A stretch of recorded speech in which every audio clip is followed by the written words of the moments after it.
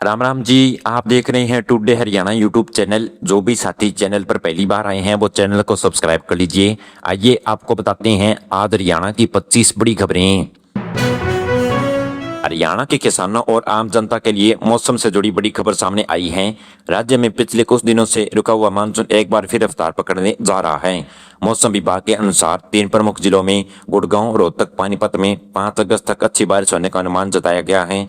फसलों की सही बढ़ोतरी के लिए कृषि विशेषज्ञों ने इस समय होने वाली बारिश को काफी फायदेमंद बताया है। मौसम में आ रहे इस बदलाव को देखते हुए संबंधित क्षेत्रों में येलो अलर्ट जारी कर दिया गया है। लोगों को सलाह दी गई है कि मौसम की स्थिति देखकर ही घर से बाहर निकलें। लाडो लक्ष्मी योजना के अंतर्गत हर महीने 2100 रुपए की सहायता दी जाती है। जिन महिलाओं का आवेदन पत्र किसी कारणवश अटक गया है उनके लिए राहत भरी सूचना आई है। विभाग ने गलतियों को सुधारने का अंतिम अवसर प्रदान किया है। यदि आपने अपने फॉर्म में कोई गलती की थी तो तुरंत उसे ठीक करके दोबारा जमा कर दें। ऐसा करने से आने वाली अगली किस्त मिलने में किसी तरह की अड़चन नहीं आएगी। ध्यान रखें कि फॉर्म में सुधार करने की समय सीमा काफी कम रखी गई है, इसलिए देर न करें। बिजली के बढ़ते बिलों से छुटकारा पाने के लिए प्रधानमंत्री सूर्य घर योजना की शुरुआत की गई है। इसके तहत अपने घर की छत पर सोलर पैनल लगाने वाले को 1,10,000 रुपए तक की भारी आर्थिक छूट दी जा रही है।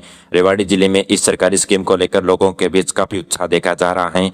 अलग अलग आयु वर्ग के हिसाब से सभी परिवारों के लिए विशेष सब्सिडी दी जाएगी। सौर ऊर्जा अपनाने से न केवल आपके हर महीने बिजली के बिल में भारी कमी आएगी, बल्कि आपको 24 घंटे लगातार बिजली भी मिलती रहेगी। रेवाड़ी शहर में यात्रा करने वाले यात्रियों के लिए बहुत अच्छी खबर है। रोडवेज डिपो ने इस महीने 5 नई बैटरी वाली इलेक्ट्रिक बसें मिलने जा रही हैं। इन बसों के सड़कों पर उतरते ही शहर के अंदर बस सेवा शुरू हो जाएगी। इससे ऑटो चालकों की मनमानी और ज्यादा किराए से जनता को जुड़ी सी राहत मिलेगी। बस चलने से रोजाना का सफर आसान और आरामदायक भी हो जाएगा। आने वाले कुछ दिनों में लोग इस आधुनिक बस का फायदा उठा पाएंगे। हरियाणा सरकार ने गुरुग्राम में नया संपत्ति कर नियम लागू कर दिया है। इस नई नीति के तहत जिन संपत्तियों का पंजीकरण महिलाओं के नाम पर है उन्हें टैक्स में 25% की छूट दी जा रही है। इसके साथ ही समय पर टैक्स का भुगतान करने वाले मकान मालिकों को 5% के अतिरिक्त लाभ मिलेगा।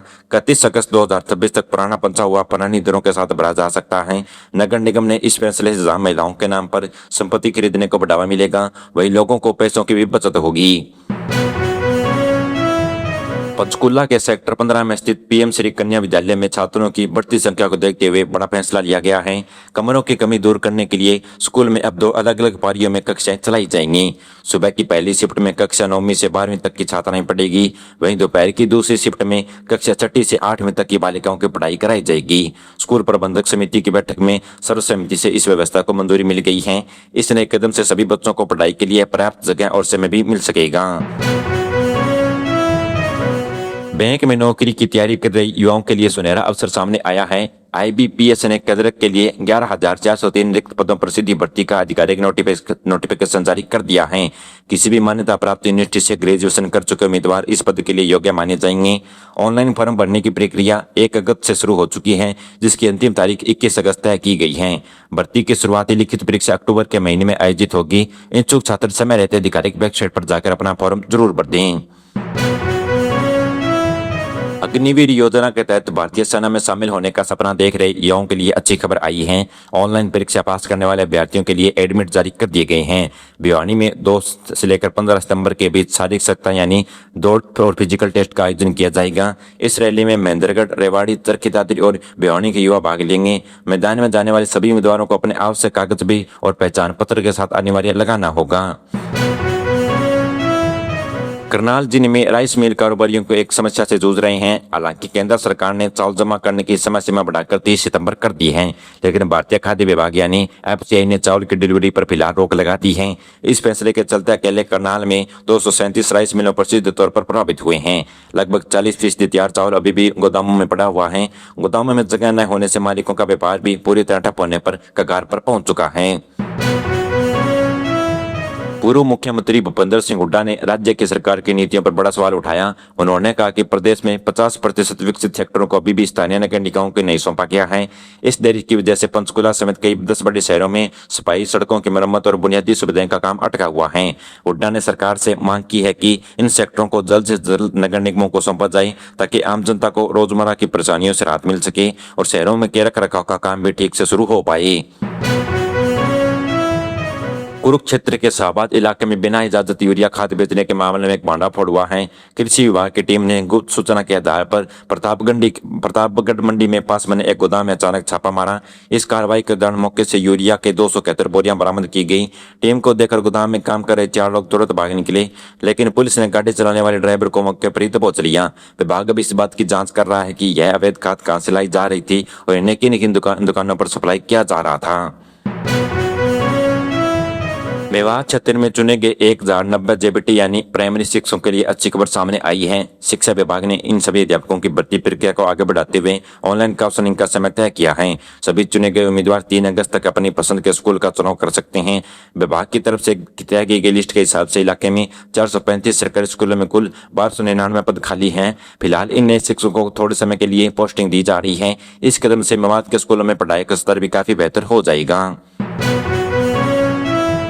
जींद जिले के रामायण गांव में नौगाम खाप पंचायत ने एक बड़ा और कड़ा फैसला लिया है। पंचायत ने एक ही गांव में आपस में प्रेम विवाह करने वाले जोड़े के में आने वाली पूरी तरह पर रोक लगा दी है। इसके अलावा गांव के माहौल को बेहतर बनाए रखने के लिए नशे का कारोबार करने की जानकारी देने वाले को 5000 का इनाम देने का ऐलान किया है। इतना ही नहीं, शादियों और सार्वजनिक कार्यक्रमों में डीजे पर गंदे गाने बजाने को रोकने के लिए भी भारी जुर्माना की बात कही गई है। फरीदाबाद के सबसे बड़े बादशाह खान नागरिक अस्पताल में कंप्यूटर सर्वर अचानक बंद होने से हड़कंप मच गया। रविवार सुबह 10 बजे आसपास सर्वर डाउन होने की वजह से पर्चे बनाने का काम पूरी तरह रुक गया। पर्चे न बनने से कारण दूर दूर से आए सैकड़ों मरीजों को भारी घंटों तक लगातार लाइन में खड़ा रहना पड़ा। काफी देर तक इंतजार करने के बाद जब काम शुरू नहीं हुआ तो बहुत मरीज बिना डॉक्टर को दिखाए ही निराश होकर वापस लौट आए। अस्पताल में इस तरह इलाज कराने पहुंचे बुजुर्ग और महिलाओं को सबसे ज्यादा दिक्कत हुई। दिल्ली जयपुर नेशनल हाईवे पर सफर करने वाले चालकों के लिए राहत भरी खबर सामने आई है। शाहजहांपुर टोल प्लाजा पर अब बिना किसी रुकावट के टोल टैक्स कटने की नई डिजिटल सुविधा लागू कर दी गई है। इस नई सुविधा के शुरू होने से अब गाड़ियों को टोल कटवाने के लिए कतार में खड़ा नहीं होना पड़ेगा। मानेसर से लेकर जयपुर तक पूरा रास्ता पूरी तरह रुकावट मुक्त हो गया है। इससे वाहन चालकों को न सिर्फ कीमती समय बचेगा बल्कि गाड़ियों में ईंधन में काफी बचत होगी और हाईवे पर लगने वाले जाम से भी मुक्ति मिलेगी। गुरुग्राम शहर में यातायात नियम को तोड़ने वाले पर नकेल कसने के लिए नया तरीका निकाला गया है। सुहाना चौक पर एक विशाल एलईडी स्क्रीन लगाई गई है जिस पर नियम तोड़ने वाले गाड़ियों का नंबर और उनका बाकी चालान सबके सामने दिखाई देगा। बेंगलोर और जयपुर के इस तरह के आधुनिक सिस्टम पहली बार चालू किया गया है। पुलिस का मकसद है कि यातायात को कायदों को प्रति जागरूक करना और पेंडिंग पड़े चालान का भुगतान करवाना है। अब स्क्रीन पर नाम आते ही चालान तुरंत भरना पड़ेगा। महेंद्रगढ़ जिले में कस्ताल की सड़कों के हालात सुधारने के लिए प्रशासन ने कमर कस ली है। इलाके में 7 सबसे प्रमुख सड़कों को दोबारा बनाने के लिए और चौड़ा करने के लिए 11 रुपए का बजट तैयार किया गया है। लोक निर्माण विभाग ने इसे पूरा करने का खाका तैयार करके मंजूरी के लिए उच्च अधिकारियों के पास भेज दिया है। बरसात का मौसम खत्म होते ही सड़कों का निर्माण कार्य तेजी से शुरू किया जाएगा। गड्ढों से भरी इन सड़कों को ठीक करने के लिए लाखों यात्रियों और गाड़ियों को रोजाना सफर करने में बेहद सुरक्षित और आसान हो जाएगा। बहादुरगढ़ में मोटर लिस्ट को एकदम साफ और सही बनाने के लिए बड़ा अभियान चलाया जा रहा है। जांच के दौरान सामने आया कि शहर के अंदर लगभग 26% वोटरों के नाम संदिग्ध लिस्ट में शामिल हो चुके हैं। इनमें ऐसे लोग हैं जिनकी मौत हो चुकी है, जो शहर छोड़कर जा चुके हैं या किन्हीं के 2 वोटर कार्ड बने हुए हैं। ऐसे 50,000 से ज्यादा प्रशासन ने सिर्फ नोटिस जारी कर दिए हैं। पूरी जांच प्रक्रिया के बाद लगभग 40,000 से ज्यादा फर्जी या गलत वोटरों की लिस्ट से बाहर कर दिया जाएगा। हरियाणा सरकार अब प्रदेश के सभी सरकारी स्कूलों को जमीनी और इमारतों का रिकॉर्ड पूरी तरह ऑनलाइन करने जा रही है। इसके तहत राज्य के हर सरकारी स्कूल में कमरों, शौचालय और खेल मैदानों का एक डिजिटल खाका तैयार किया जाएगा। शिक्षा परियोजना परिषद ने इस काम को करने के लिए सभी जिलों को कड़े निर्देश दिए हैं। इस व्यवस्था के बनने से स्कूलों के आसपास उपलब्ध कुल जमीन और उनकी जरूरतों के हिसाब से किताब की एक जगह मिल सकेगी। इससे स्कूलों में नए कमरे और सुविधाएं जुटाने में भी आसानी होगी। पलवल शहर में पिछले कई महीनों से लग रहे भयंकर ट्रैफिक जाम से लोगों को छुटकारा दिलाने के लिए बड़ा कदम उठाया गया है। यातायात पुलिस ने शहर की सीमाओं के अंदर बड़े और भारी ट्रकों के आने जाने में के दिन की समय रोक लगा दी है। यह नया नियम रोजाना सुबह 7 से लेकर रात 8 के बजे तक लागू रहेगा। नियम का सख्ती से पालन करने के लिए तीन रोड पर अलीगढ़ रोड पर पुलिस के नाके भी लगाए गए हैं। दिन में बड़े वाहन रुकने से शहर के मुख्य बाजारों और सड़कों पर गाड़ियां बिना रुके आसानी से चल सकेंगी। मेरे द्वारा बताई गई खबरें आपको कैसी लगी कमेंट बॉक्स में जरूर बताइएगा। चैनल को सब्सक्राइब कर लीजिए। धन्यवाद।